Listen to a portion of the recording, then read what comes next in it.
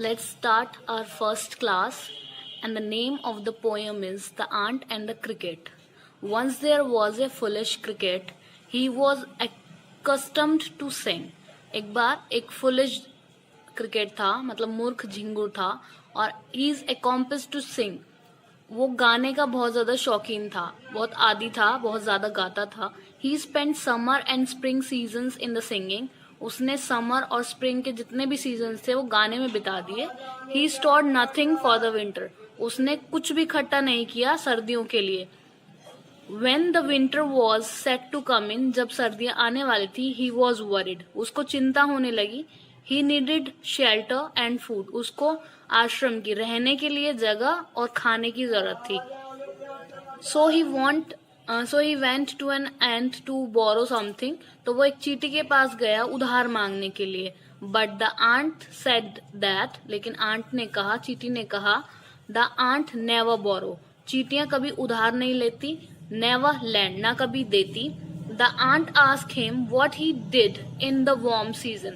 चींटी ने उससे पूछा कि जब सर्दियां नहीं थी, गर्मियां थी, वार्म सीजन था, तब उसने क्या किया.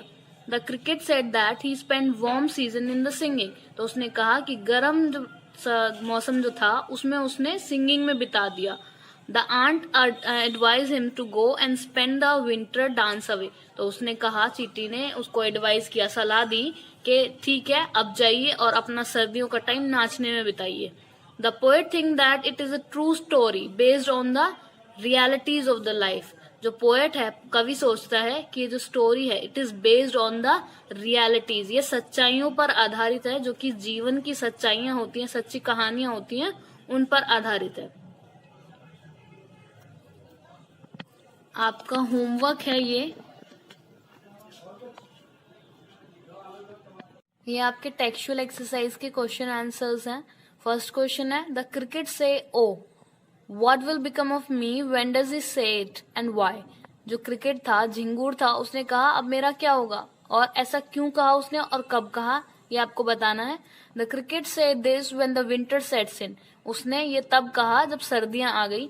He says so because he has no shelter and food in the winter season. उसके पास खाने के लिए कुछ नहीं था और उसके पास रहने के लिए जगह नहीं थी विंटर के सीजन में. He thinks that he will die of the starvation and the sorrow. वो दुख और starvation के कारण, भूख के कारण मर जाएगा. नेक्स्ट क्वेश्चन है आपका, find the poem. आपका नेक्स्ट क्वेश्चन है, find in the poem the lines that mean the same as the neither a borrower nor a lender. Shakespeare की लाइन्स हैं ये. आंसर है, but we ants never borrow, we ants never lend. आपको ये बताना था कि इस पोएम के अनुसार कौन सी लाइन शेक्सपियर की लाइन से मैच करती हैं. तो जो आंट्स है वो ना तो उधार लेती हैं ना ही उधार देती हैं. तो ये लाइंस हमारे जो शेक्सपियर हैं उनकी लाइन से मैच करती हैं. आपका इसी का नेक्स्ट अगला पार्ट है, what is your opinion of the ants principle. Ant के प्रिंसिपल का आपका क्या विचार है, जो आंट्स प्रिंसिपल फॉलो करती हैं उनसे आपका क्या विचार है. I think the ant can do with the principle. वो आंट्स जो हैं, चींटियाँ जो हैं, इस आदर्श के साथ रह सकती हैं, सिद्धांत के साथ रह सकती हैं, but it is very difficult for the human being to follow. लेकिन इंसानों के लिए ये बहुत ही मुश्किल काम है कि इसको फॉलो किया जा सके. This principle in the letter and the spirit. ये बहुत ही कठिन काम है. We may borrow to lend but we should be fair to our dealings. हमें उधार ले लेना चाहिए, लेकिन जब हम उसको देते हैं तो अपने लेन देनों को ईमानदारी से करना चाहिए, अपने डीलिंग्स को अच्छे ईमानदार तरीके से फॉलो अप करना चाहिए. आपका नेक्स्ट क्वेश्चन है, the ant tells the cricket to dance the winter away. Do you think the word dance is appropriate here? If so why? चींटी ने जब कहा था कि ठीक है, तुमने पूरा सीजन गर्मियों का गाने में बिता दिया है तो सर्दियाँ नाच कर बिता दो, तो आपको क्या लगता है कि यहाँ पे जो ये डांस शब्द दिया हुआ है तो ये ठीक है यहाँ पर? Yes, the word dance is appropriate here. हाँ जी, ये बिल्कुल ठीक है. It is use to satire on the carelessness of the cricket. ये यहाँ पर सटायर के रूप में, व्यंग के रूप में प्रयुक्त किया गया, यूज़ किया गया, क्योंकि वो उसको, क्रिकेट को, झिंगुर को ताना दे रही थी. अब नेक्स्ट क्वेश्चन है आपका, which line in the poem express the poets comment, read them allowed. जो कौन सी पंक्तियां हैं जो कवि की जो थिंकिंग है उसको यहाँ पे प्रेजेंट कर रही हैं, आप उसको थोड़ा तेज पढ़ के बताइए। Fox call this is a fable, I'll be warrant if it true, some crickets have 4 legs and some have 2। लोग कहते हैं जो ये कहानी है वो काल्पनिक होती है, लेकिन मैं इसको सही कर सकता हूँ। कुछ झिंगुर जो होते हैं उनकी 4 टांगे होती हैं, लेकिन कुछ झिंगुर जो होते हैं उनकी टांगे सिर्फ 2 होती हैं। Right the comment in your own words. The poet says that this is not an imaginary story. ये एक इमेजिनरी स्टोरी नहीं है, सिर्फ सोच समझ के ऐसे ही नहीं बना दी गई है। Any one who is a careless and lazy in the life will suffer from the hardships.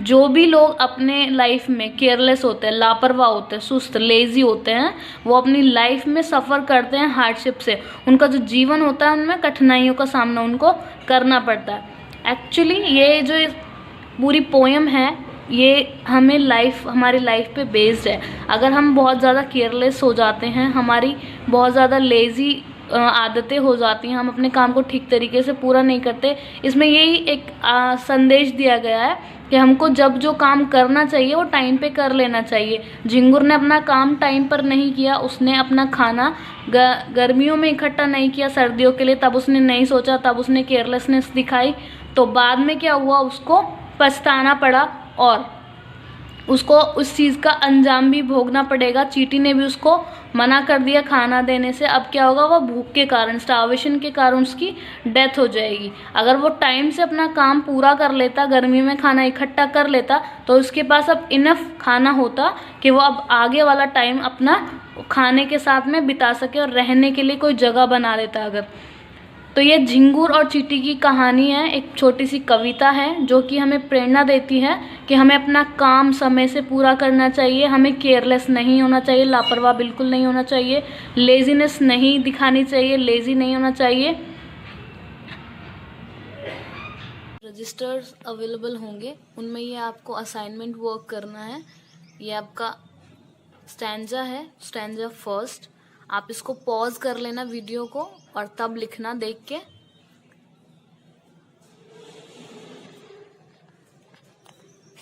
And these are the question answers. What was the cricket accustomed to do? The cricket was accustomed to sing. जो cricket था वो किस चीज का आदी था? Cricket जो था वो सिंगिंग का आदी था, वो बहुत ज्यादा गाने गाता था। How did he spend his summer and the spring? उसने अपना गर्मी और स्प्रिंग का टाइम कैसे बिताया? He spent his summer and spring in the singing. गाते हुए सारा समर का टाइम और स्प्रिंग का टाइम उसने निकाल दिया। When did he make complaint? कब उसने कंप्लेन करी, कब उसको शिकायत हुई? He made complaint when the winter came. उसने शिकायत तब करी जब सर्दियां आ गई। How was the ground? Ground कैसा था? The ground was snow covered. पूरा का पूरा covered था किस चीज से? स्नो से, बर्फ से। Name the poem. आपको पोएम का नाम बताना है। The name of the poem is The Ant and the Cricket.